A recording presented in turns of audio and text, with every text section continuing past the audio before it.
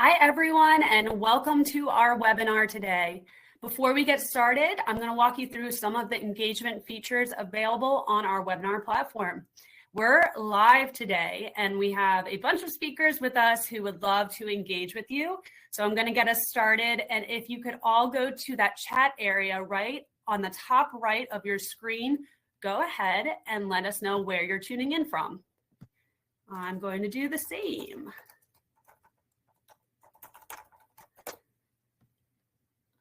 Awesome.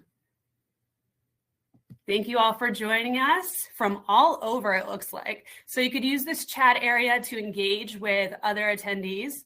You could add your commentary based on what we're talking about. And then we also have a few other engagement features like our poll area. We're going to be launching some polls throughout the session. We also have Q&A, which is right under chat. So if you have any questions throughout the duration of the webinar, feel free to put those questions in the Q&A area. We're going to save time at the end for our speakers to answer your questions. We also have our resources section. We have some helpful resources for you. And just to let you know, you'll be receiving a follow-up email with the link to this recording. So if you want to rewatch it or share with your team, you can do that. And with that, I'm going to introduce myself. I'm Kelly Kopek. I'm a product marketer here at Cvent, and I specialize in solutions that connect planners and travel managers with hotels and venues and suppliers. We have a venue sourcing solution, a vendor sourcing solution, diagramming solution, and of course, our room block management solution called Passkey, and we'll be talking a little bit about that today. And I'm really excited because today I'm not the only host. We have James joining us, who is going to be my co-host, and he's going to help me talk through some of the topics today. James, welcome. Could you introduce yourself to the group?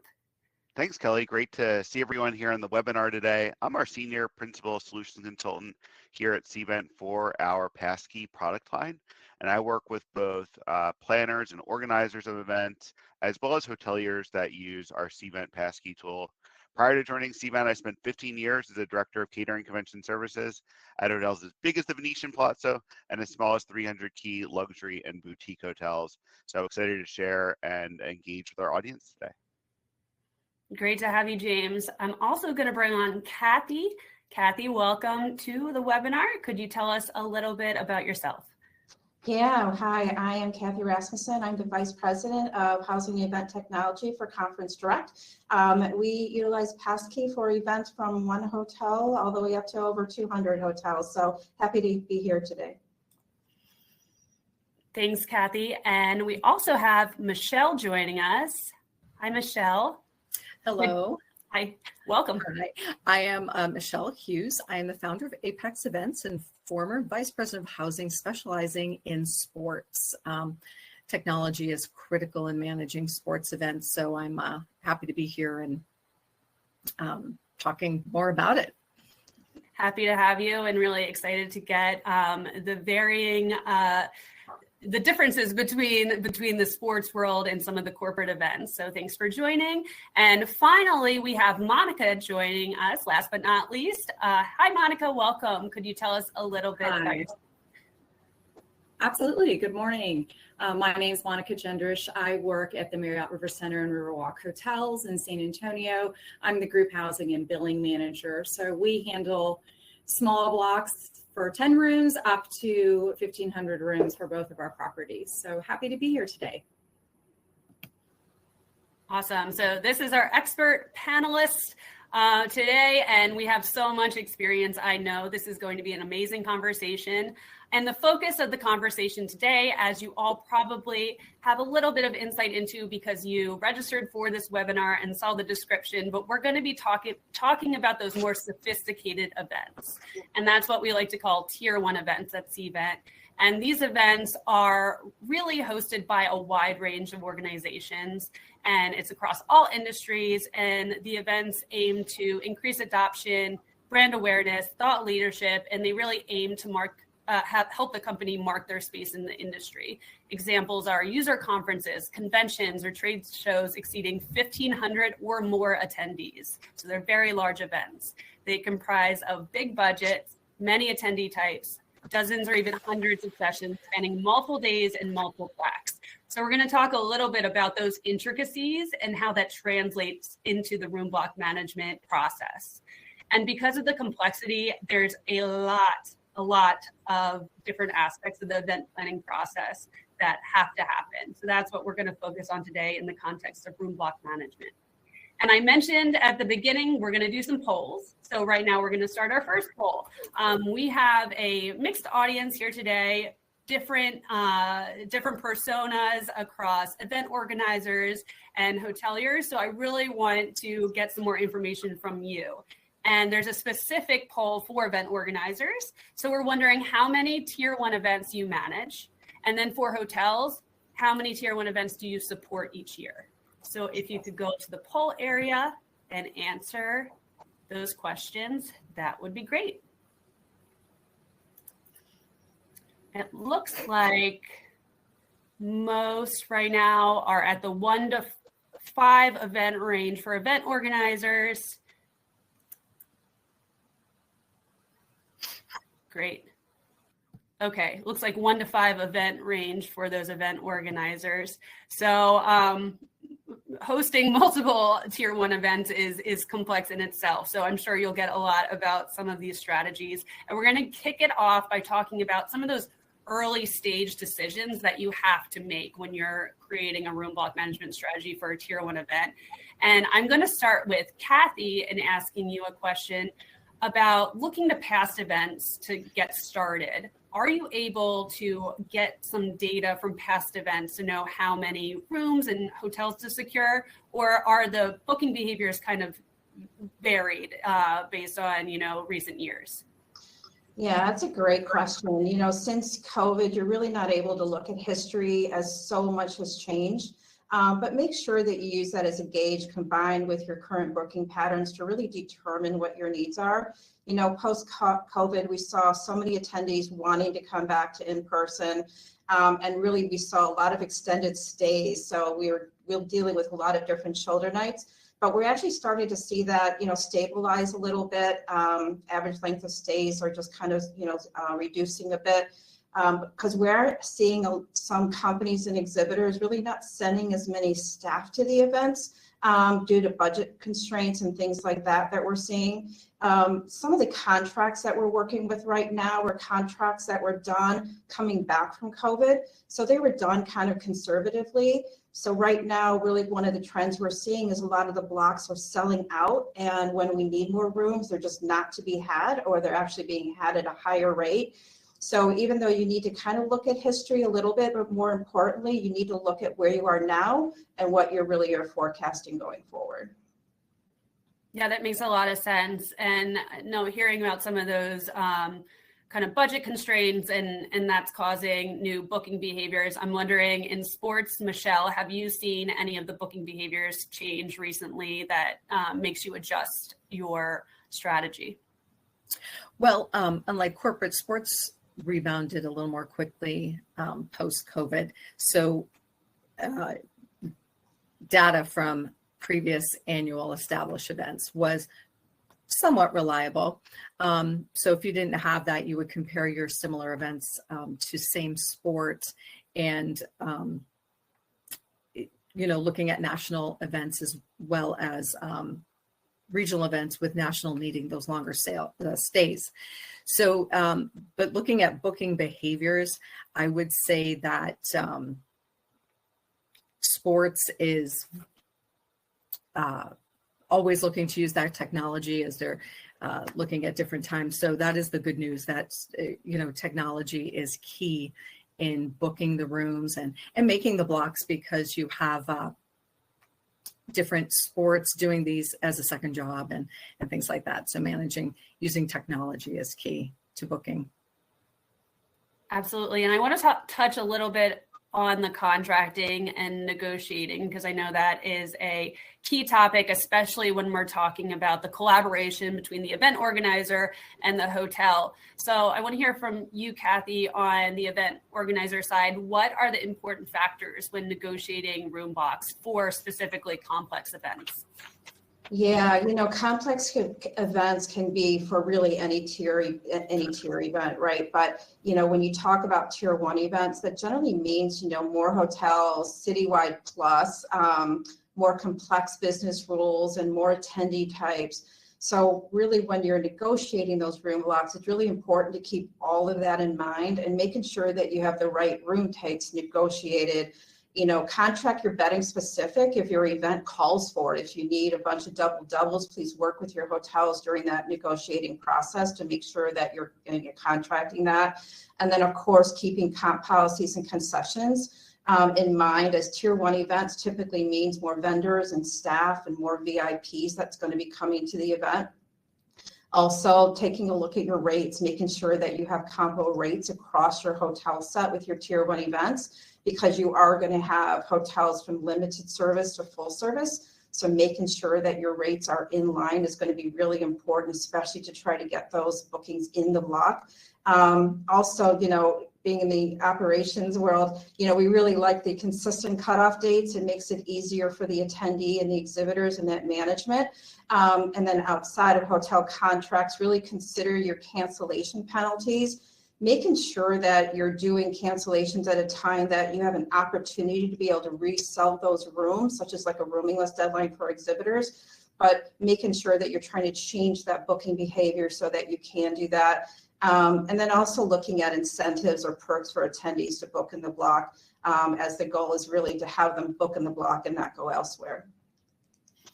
Yeah, that was a good summary of a lot of the topics that I know we're going to touch on a little bit more. So a lot of considerations from the event organizer side. Now let's talk to Monica about the hotel side. I know, Kathy would be contracting multiple hotels, probably dozens in a certain area, but, as working for a hotel or multiple hotels on your side, I want to know, what's important to the hotel when working with an event organizer and negotiating room blocks? Yes, what Kathy said, a lot of things that Kathy said, we are also very interested in, such as room types, especially the bedding types. That's very important, as well as the audit process, as well as understanding where these registrants and attendees are coming from, what they are looking for when they're booking rooms. Are we going to have a lot of sub blocks? Understanding what part of the country are they coming from? Are they international? All this information helps us build the block correctly so we can manage the block correctly as well. We also tend to look at past group bookings in past years, how those blocks were set up, to understand the best practice for us for this year versus how things worked in past meetings and conferences. Great. Yeah, it's always good to hear kind of what's going on with the event organizer side and then the hotel side, because ultimately we typically have similar KPIs and are using technology similarly. I want to transition a little bit to the role of a CVB. And because typically I think, leveraging that CVB happens early on in the process. So Kathy, in what ways do you typically engage with the CVB in the market that you're sourcing? Yeah, so we really engage with the CVB for things like assistance with negotiating packaging that might include assistance with the center, local vendors like temp staff, and we also use them to help coordinate needed inventory at member hotels if we're having some struggles there. We also work with them to help with some regulatory issues and planning. But honestly, we really use them as a great resource for even creatives like the city maps and things to do in the city, and things like that. Great. And I want to ask Monica similarly, how do you work with CVBs? So communication is key. Once we set up the room block and have all the information, we tend to definitely want to understand the cutoff dates, how these guests are booking rooms. We also look at past history needs as well to make sure that they are set up properly. Cutoff dates is another thing, understanding if there's multiple cutoff dates, exactly what that means, what that means to the guests, and then what that means to the hotel as well. And then, of course, the different room types and any of the attendee types. That's very important to have that set up correctly at the very beginning. So moving forward, when the guests are booking, the inventory is correct and follows through from the Passkey site to the hotel reservation site. Okay, so just want to make sure our audience understands that. So that is everything that you're looking for outside, that it might be outside of the RFP, right? That an event organizer is creating. So those are kind of crucial touch points for the event organizer to give you that information to make sure that everything could be set up properly through technology.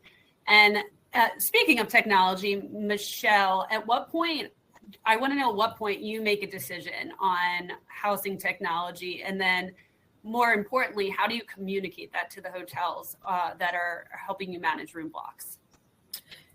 So previously we used Passkey, and we would communicate our housing technology right from the beginning in the RFP so that hotels knew how they would receive the bookings and the information. We would also include it in the contract and ongoing throughout the entire process, stay connected with our hotels, also offer training, whether it was personal one-on-one training with someone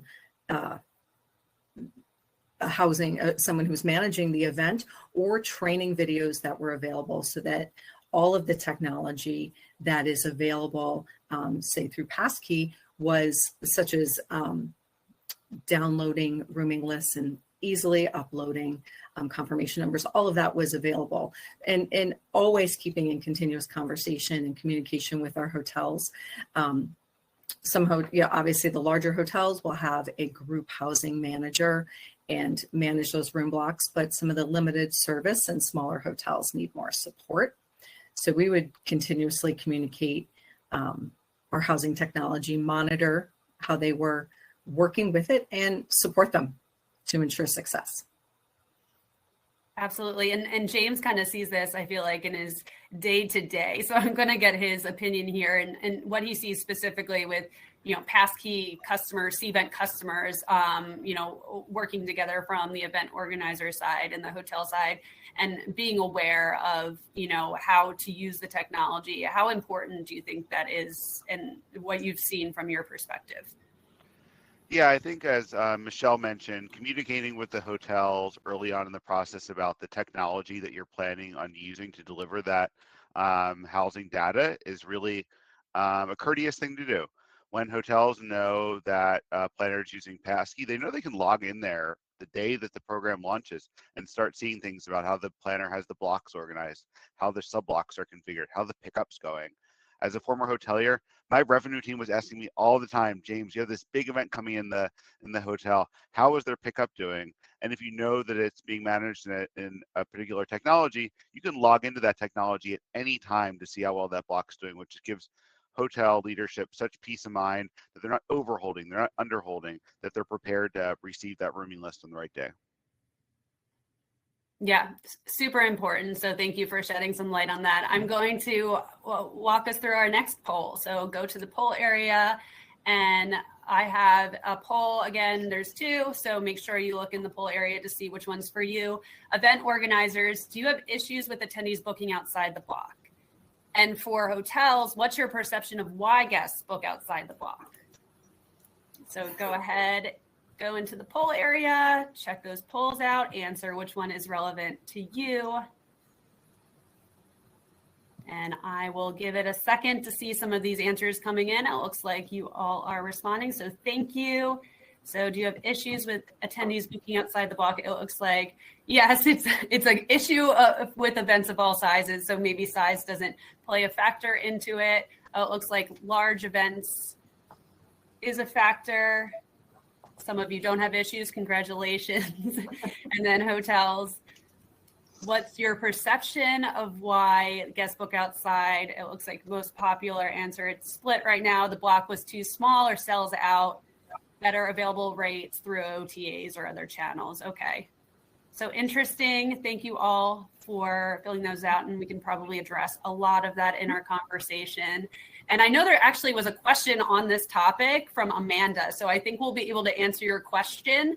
But if you have any follow-ups, we'll certainly address it at the end as well. But just so everyone knows, Amanda's asking, what are some incentives you have seen to successfully have attendees book inside the block besides rates? So I think we'll address those that question in some of our discussion. So thank you for asking that. Okay, so I'm going to start with you, Michelle. Let's talk about strategies to get attendees to book inside the block. First, I want to know, what data do you evaluate to see if attendees are booking within the block? How do you recognize this is a problem? Oh, attendee types, naming your blocks, and knowing, keeping in contact with the event so you know who is coming, who has registered. And so you can easily see, using attendee types, what teams or clubs have booked their hotels or just blocked them at least for the event. And for those that haven't, you would keep in constant contact with them and send reminders and texts and use various strategies to get those who haven't booked yet to book inside the block. And offering some customer service is helpful as well. Is this something that you keep track of, Monica, from the hotel perspective? Is it similar the way you're kind of looking at, who's booking inside the block? Yes, we do have some groups tend to have more outside bookings. It just kind of depends. Normally, we are in close contact with our planner or our contact person. They sometimes will run their own rooming list and compare it to the registration list and then get back with the hotel, ask questions. We also run our own in-house audit tool where we can run our attendee group lists along with our transient reservations to see if there's any kind of audit that we can look at to see if there's guests that have booked outside of the block. We also run daily pickup reports and compare those to pace reports from past years to see if by chance pickup is slow. Is there something we need to, be concerned with? Do we need to look to see if guests are booking outside the block? And then sometimes it has to do with just inventory, city inventory. A new hotel opens up, or there's something else going on in the city to where they might book in a different area. So there are many different factors, but communication is key with your planner to make sure that you're communicating back and forth and comparing that registration list to your in-house bookings. Absolutely. And then, touching on Amanda's question a little bit more, and Kathy, I think you're best for this one, but what strategies do you use to encourage booking within the block? And maybe are there any incentives that you've seen successfully contribute to additional bookings within the block? Yeah, I think the key to the strategies to get booking in the block is to make sure you do something, and preferably more than one, because there's different attendee types, as we were mentioning. So making sure that you're actually doing something. But some of the key strategies is actually like implementing integration with registration for housing. You already have that captured audience. Getting them to click through is important. Promoting housing through the registration process, because again, the key is to get them to continue on. It's also important to market within the registration site, because you want to make sure that you're encouraging those housing bookings. Sending out your marketing campaigns, that's important. Don't just do the same one over and over again, but change the message. These really need to be deliberate, and making sure that the messaging is targeted to the attendee or exhibitors. Exhibitors would have a different message than your attendees because the reasons why they're booking in the block is going to be different. So making sure that you're using targeted marketing, not just some generic ones. Anti-piracy campaigns, and you might not think of that as a strategy, but it really is. It's important to educate your attendees and exhibitors. The pirates are out there in full force, and now with AI, it's really harder than ever to know who's a pirate, but getting them to really book within the contracted block is important for them to understand the reasons why it's important that they need to do so. And that could be like if they get a preferred future destination or help keep rates down or whatever really is applicable to the organization. And then using your promotions and incentives to really help driving bookings in the block. So there's a couple different incentives. We have a whole slew of different incentives. It really needs to be targeted to your market segment and your attendee type. But you can do, even look at your concessions that you're not using, do those as raffles, or just, upgrade somebody, maybe whoever traveled the farthest, and give them a note at the front desk saying, thank you for coming. Like, there's a lot of different things that you can do. You can do raffles. So, just work with your hotel partners to even get some of those incentives for your group, and market those. Make sure people know that you've negotiated a specific incentive for just the attendees, and make sure that they know that it exists. And I think that's really important as well. Yeah, those are some great tactics to help get attendees to book within the block. I want to talk a little bit about attrition as part of contracts, and Kathy, I'll stick with you. What steps do you take to mitigate the risk of attrition?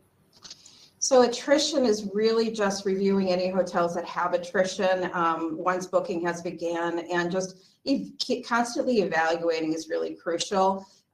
This should be reviewed, consistently, making sure at least weekly, making sure that you understand the current booking pattern, but also understand history on when the attendees book. I think that's really important, and staying on top of those release dates and evaluating any recommended releases need to happen prior to that release date.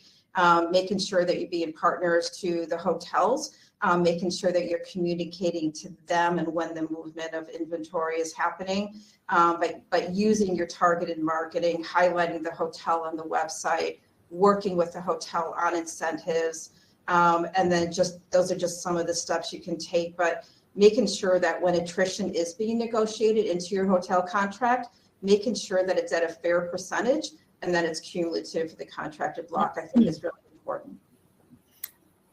Michelle, I'm wondering if you have anything to add. I know Kathy was very thorough in the response, but anything to add maybe that would be different in the way that you think about the sports world? One thing that might be different is collecting a non-refundable deposit. Perhaps it's not non-refundable immediately, but maybe 45 days before the event, giving you an opportunity to resell rooms. One of the things that can happen is if you have those mass cancellations after the contract is closed, and that can be a problem. So making those reservations stick. If there's a non-refundable deposit, there's much lower chance you're going to lose that reservation.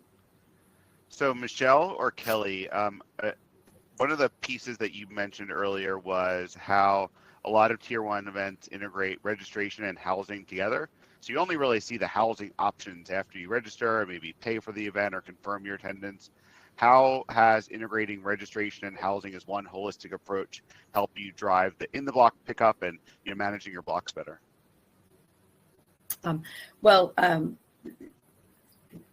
would say that keeping those two items together is huge, and setting up automations, those emails as soon as someone registers for an event or registers their club.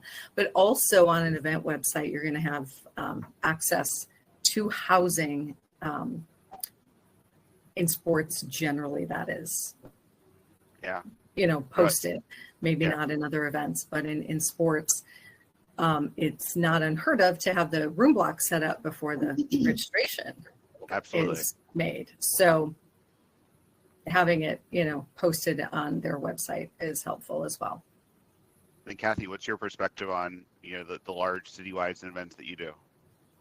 As far as integration, and I actually have that as one of my strategies. I think it's really important to make sure that you're integrating from registration into housing. Like, you're going to see your bookings in the block actually increase. So, you have a captured audience, you have them going through registration, and, a lot of the days they don't have time to go to reg, and then they have to think about housing, and housing is very emotional for people. They want to make sure they're getting their hotel, but making sure you do that it's a one-stop shop, right? So making sure that they go to registration, go to housing, able to pay, get a confirmation, and then they're done. Like, that is just so important for people these days. Agreed. Thanks, ladies. I'm gonna kick it over to you, James. You could stick with it and launch your new poll. Go for it. Great. So we have another poll coming up here. And the question to the audience is, what is the most challenging part of room block management that you face? And this is universal for our hotel and our planner partners. So we thought these could be some of the top reasons. So I'll be curious to see what you, the audience, have to say about challenging parts of managing room blocks. All right, we'll give people a few seconds here. Get some data coming in.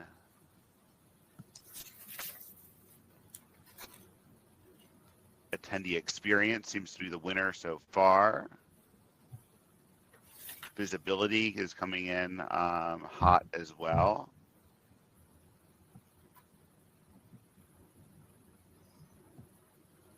Attendee experience continues to be our top answer.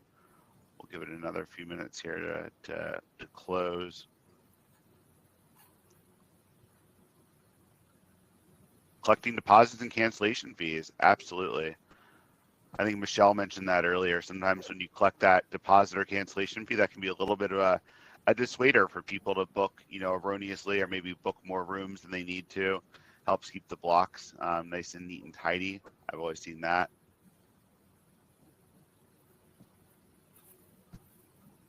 Yeah, that one does not surprise me at all. That's a very complex thing for housing organizers to do, because you don't want to be dissuading guests for booking the rooms, but at the same time, you want to make sure that that pickup is actually legit and it's not going to slip at the last minute. I can't tell you how many citywides I've been in, and I've not been the closest hotel to the convention center.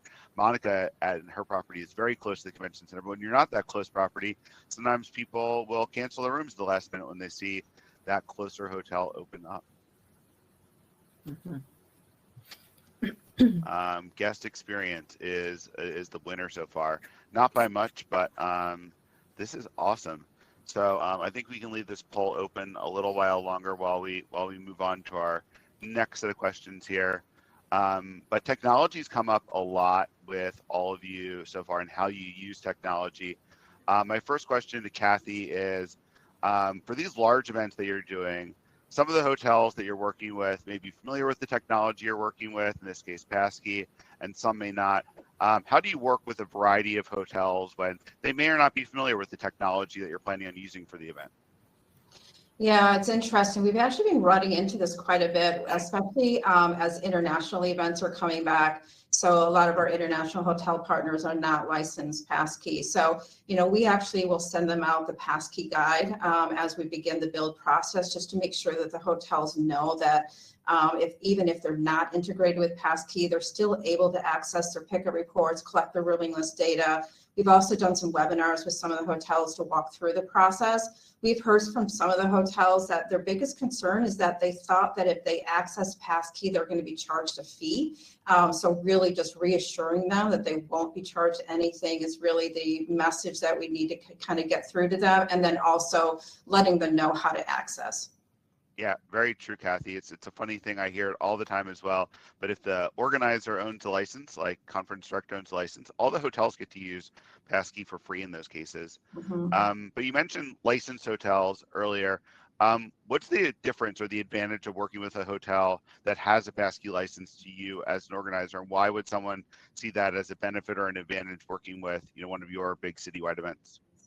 Yeah, honestly, I really feel like the biggest benefit is going to be the two-way integration, especially like post cutoff when we're still managing concessions, just to be able to have that two-way communication back and forth, and then also getting confirmation numbers. Like getting confirmation numbers for us can be a pain point if it's not a two-way integration, because we need to make sure that we're collecting those quickly so we can get out or know before you go. So all the attendees and all the VIPs especially all have their confirmation numbers before they leave for the event. Yeah, thanks, Kathy. All right, let's go back to the poll briefly just to see if we have any final updates here. The final update was attendee having a good experience was the top one, with deposits being a close second. These do not surprise me at all, given our audience of planners and the large events that we have that we're talking about today. In that same vein of attendee types and attendees and deposits, let me ask our next question over here to Michelle. For sports tournaments, and especially large sports tournaments, you have a lot of customization, I know, that goes into how your events are configured. How do you use technology to make sure this experience is good for the attendees and the individuals booking their rooms within your blocks? So to ensure that the hotel experience is great, attendee types, you ask for that information during the booking process, whether it's the team name or the coach name. That allows the hotel to put teams together. I think it's always best when teams are sequestered together and their hotel rooms are near one another. So that is something that helps a hotel manage the different groups. It's also important to know the difference between what the teams need and the various sports, but also staff and officials, and knowing which rooms those are for designated by the attendee type, such as officials may have 4 different check-ins. So you can have a rooming list, and if it's not managed properly, have a lot of check-in issues. Great, thanks, Michelle. My next question, we're going to go get the hotel perspective now with Monica.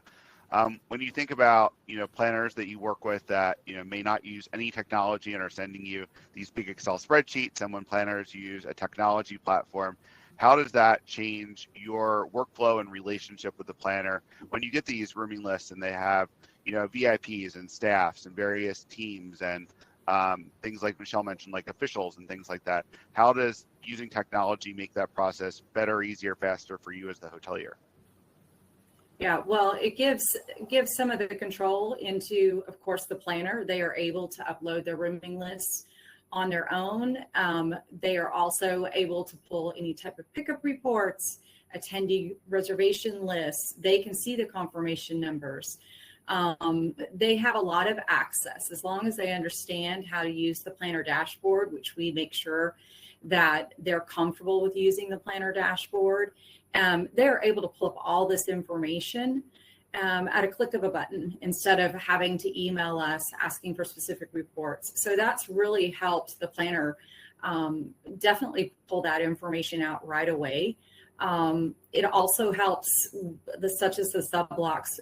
Those are very helpful. We are able to send separate URL login codes or separate booking codes, so we can protect the inventory for different sub blocks through using technology and through using Passkey. And so that guarantees us that we have the right amount of rooms held aside for our staff and our VIPs. Just the communication in general, just being able to see that information live is very helpful. It gives maybe the planner a little more access and maybe a few less emails that come through our inbox when they're just looking for a pickup report. We also do a lot of weekly pickup reports and delegate reports that we send to our planners and attendees, to our planners, and that also gives them access on a weekly basis of their pace and where they're at. So it sounds like you are celebrating 2 things there. One is collaboration. Technology allows you to collaborate with those planners, so they don't need to wait for you to get back to them. They can do a lot of things on their own. And I also heard using technology to be proactive. Instead of a planner asking you to send something, technology enables you to send things automatically or make sure that they're kept up to speed on things and they have the control and the access that they want, but you're not giving them more than they need. So that sub block or that VIP block, they can only see what's in their one little section of the group. They can't see what's going on with other pieces of it, right? Absolutely, yes. Awesome. Well, we talked a little about sub blocks there. I want to keep on that topic of sub blocks. We'll start with Michelle. I know sports tournaments are notorious for having a lot of sub blocks as it relates to teams and coaches and officials.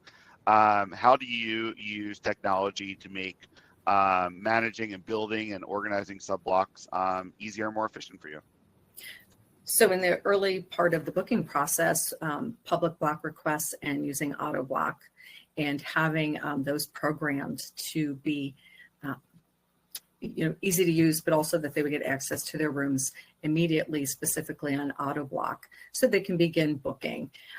I also would recommend programming smart alerts and automations to make sure any unsold rooms return automatically to the inventory, to make sure that these things are just happening and don't require human interaction there, when that's just, a delay in getting those rooms, back into inventory. So really the smart alerts and the automations are fantastic and the best way to proceed to be efficient. And for those of you that don't know what Michelle is talking about when she mentions public blocks or auto block, basically two different mechanisms. One is a pull and one's a push. If you want people to request rooms in a block, you can use public block request, and they say, I need 10 rooms. In some cases, you might want to automate that, which is what Michelle mentioned with auto block. So you say, you want 10 rooms, here are your 10 rooms, start filling them. You're allowed to reserve them as you want. So instead of you building sub blocks, Michelle, it sounds like you're having the system do that heavy lift for you, and people requesting them or automatically provisioning them based off of what they need. Is that right? Yes. And back to my earlier point about in the sports, folks are so much more accustomed to using technology and building those blocks. And having that approval, that is may differ for the event planner. I would, recommend we proceeded without approval, so that people got their link immediately and were able to share it with their team. Sports has, some of those different things where people are working on these things late at night after they've worked their regular job. Coaching, and then about midnight they're looking at hotel blocks. So you're working with some very different persona than a lot of events. You were talking to youth sports coaches who could be volunteers, parents, school officials. You got quite the gamut there. Kathy, on the corporate side of your large tier 1 events, do you have anything different that you do to manage and request sub block information and how you use technology? No, I think I agree with her. I mean, sub-block management is huge, I think, for any event, but especially for a tier 1 event. Like when you're managing an event that has hundreds of sub-blocks, being able to utilize, auto block and public block is just really important, that they're able to have that view. We can approve or not approve. And we've also done it where we have, we'll gather requests and then we'll, open it up for auto block. So you can actually use, different tools, and kind of you have that flexibility using auto block or public block, and allows us to really kind of meet the needs and for our customers as well as what we need to accomplish. Yeah, I think that's a great point, Kathy. There are multiple ways that tier 1 events can use these. It can be all the above. It can be 2 or 3 of them. And in all cases, the goals of using technology here to make sure that you don't have to do that manual work of building and releasing rooms, making sure that people are picking up their sub blocks, making sure that people can fill them and manage them on their own. So really the key effort there is to drive automation. Next question, going back over to our hotel side of the equation with Monica. What KPIs or reports do you like to look at after an event concludes to really determine the success factors? Was this a good event for us? Was it okay? Do we want to have this large citywide event in our hotel again? Like, how do you determine success, and what metrics are you looking at after an event? Well, of course, the bottom line is revenue, right? How much revenue, we're collecting, and also, inventory. Did we utilize all the inventory? Should we have added more inventory? So we run a lot of reports, final pickup reports through Passkey. And also we can look at the pace reports from week to week to see exactly when the pickup started. If we started to see slip, prior to cutoff, after cutoff. And we can show this to our exec team and say that this is where we were, this is how the block actualized, and what can we do better next time? Is it a good piece of business for us? Is it something we can pass on? Do we have availability for future years? We can also run these reports, 3, 4, 5, 6 months later too, and still have this accurate information. Should we question again? Should we be in the rebooking stage? So definitely the reporting, there are so many different ways you can run the reports, and different revenue that you can look at, even such as upsell revenue or promo cube revenue. So we can pull a lot of different information to know if this was a good, profitable group for the hotel, and what we need to do moving forward, and based on availability, how did we come out at the end? So it's very important. Reporting is just fantastic. There's a lot of information. And I love that you mentioned there, Monica, it's not just the total room nights, it's how did the room nights pick up? Did we use the inventory that was contracted? So many hotel owners these days aren't just focused on RevPAR, they're focused on TrevPAR, which is the total revenue that a group brings to the hotel. Was this a group that used your restaurant, your bars, your amenities? Was it a group that literally, brought food to their rooms and didn't, take advantage of your restaurants and bars as much? All these things factor into your executives saying, hey, we want to rebook this citywide again, let's give them more rooms. Or they didn't do so well, let's maybe not give them as many rooms that next time they want to come in. Absolutely. Kathy, when you think about the large events that you do, I think you mentioned sometimes, dozens and dozens and maybe 50 to 100 or 200 hotels. How do you look at the data and the KPIs to know about success of programs? And, I know some of the things that you do are repeat in the same city. Some things are repeat in different cities. Sometimes it's the first time you'll be doing an event. What KPIs are you looking at after an event and reports? Yeah, so you really need to look at all the data points for your event. I mean, obviously it's important, a lot of the things that she just mentioned as well, but it's also important to look at who did not book in the block is almost as important, if not more important than who did. So you're looking at some of those data factors as well, but also how your attrition hotels are performing. You want to look at like how, not only how your block picked up, and how your attrition hotels performed, but also how they sold, because you want to base your contracting on what was sold, not necessarily what was picked up, so that you have rooms to sell, right? So you're kind of looking at all those different factors, making sure that you have the right hotel set, that you're making sure that you're booking the right hotels for your attendees. Don't just book all luxury if you have students that are coming, that kind of thing. So you're really looking at all of those different factors, rate monitoring and pace reports and current to contracted to how they were sold, how do your sub-blocks pick up. So you're really looking at all those different factors. Yeah, I love that your comment that it's like who didn't book in the block, because you know very clearly how many people came to your conference via Reg Tools, and you know what you actually have in your housing audits of your housing partner. So it's always fascinating how we can look at that data and figure out, did we not have the right hotel mix? Did we not have the right bed type mix? Was it the wrong rate mix? I love looking at that data to figure out what we can do. Yeah, and also your capture ratio, I just wanted to add too, is really important to look at. Yeah. Also helps you when you're negotiating with the hotels the next year. Maybe you have demand for more shoulder nights in some markets, and you can say, hey, it looks like we had a lot of people that booked outside of the block on these shoulder nights. You really should offer them in the block so that you can get the best capture rates. Correct. All right, I'm going to turn it back over to Kelly now. Look and see if we have any final questions that have come in via the chat.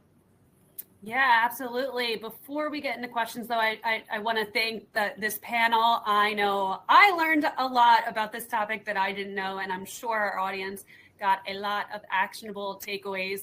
I did want to remind you all, as James just did, but please put in any questions you have in the chat. If you heard something, you didn't recognize the term, or you want to know a little bit about the technology features that we're talking about, please put it in the questions area. We have 10 minutes so we can answer a decent amount of questions for you all. I also want to call your attention to a valuable resource that we just launched, and that's our Passkey ROI calculator for event organizers. So if you're ever considering technology and what that can get you in terms of efficiency gains for your event program and room block management strategy, this is a really great tool to check out and see really what you can gain from technology like Passkey.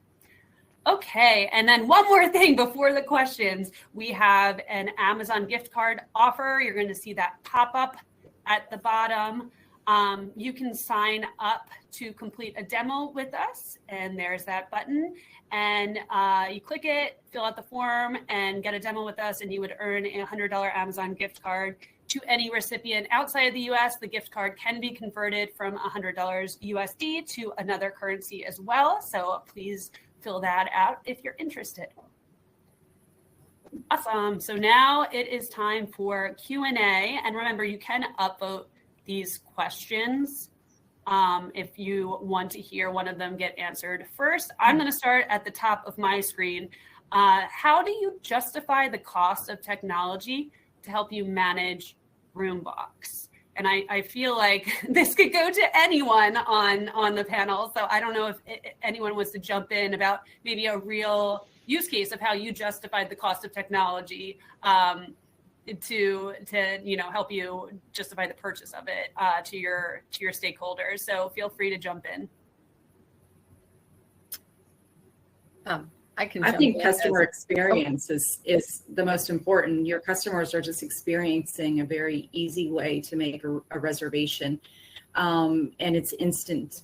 As soon as they book the reservation, the email confirmation is coming out, and I think registration as well. It's just, if you link it all together, the ease to the attendee is very, very important. Great. Anything from the organizer point of view, how you can justify the cost of technology? Well, adding to what Monica said is that folks expect technology. So if they're going to have a hard time booking your event, they'll just go online and book outside the block. So you need to present it in the same way to be competitive and to ensure you get those.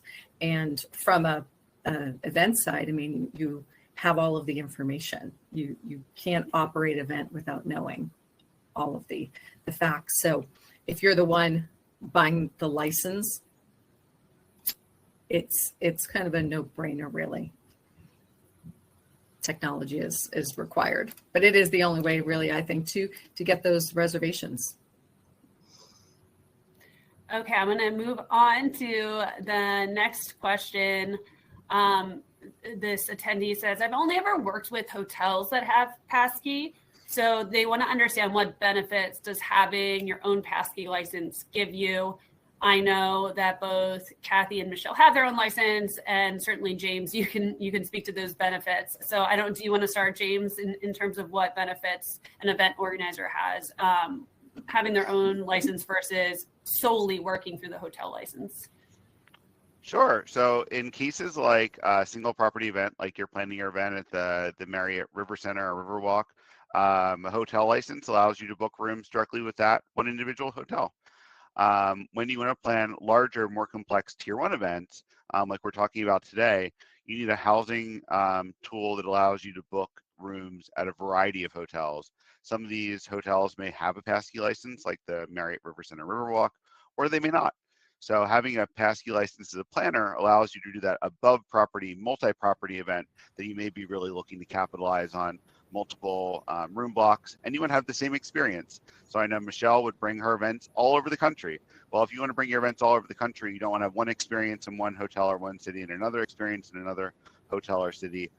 So it allows you to have a consistent experience across multiple hotels, events, and programs.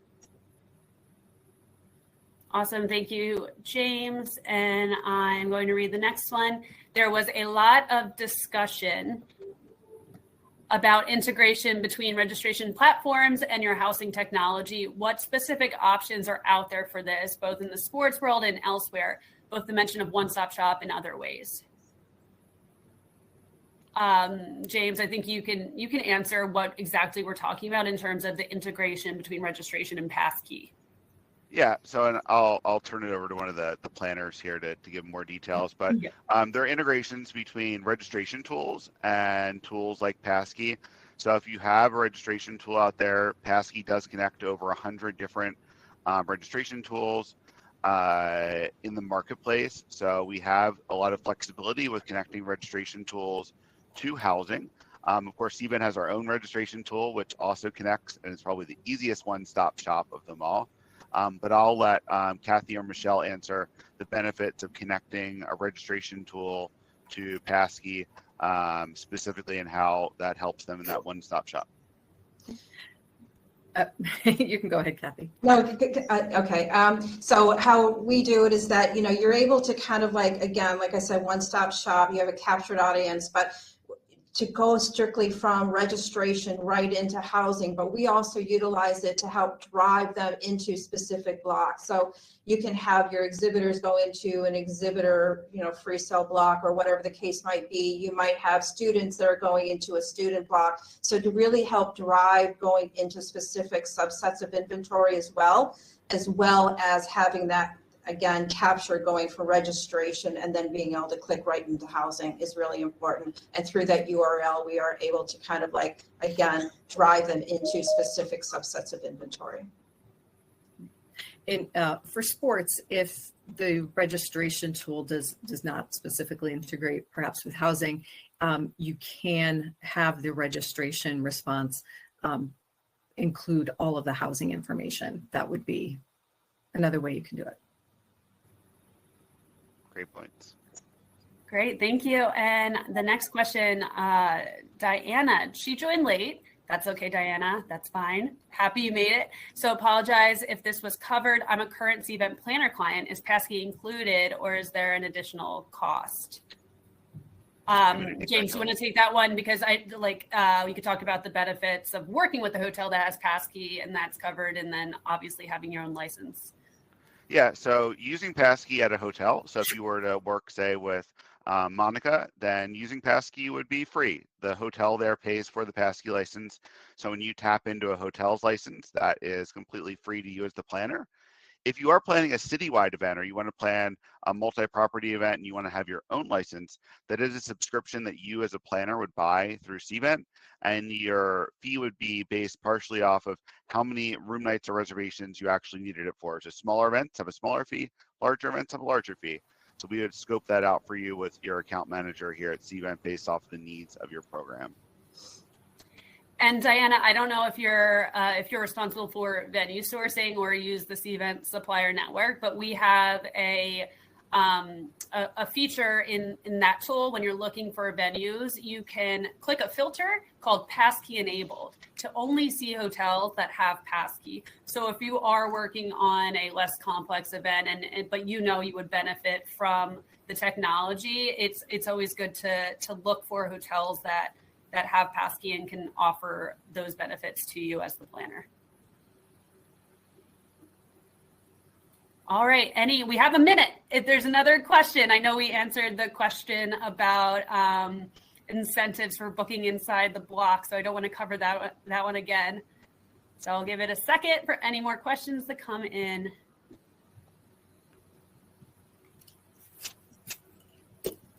Okay. I think we are good and we're right on time too. We covered a lot in an hour. Thank you all again for joining. Thank you to our panel, and we'll see you on the next one. Thank you, everyone.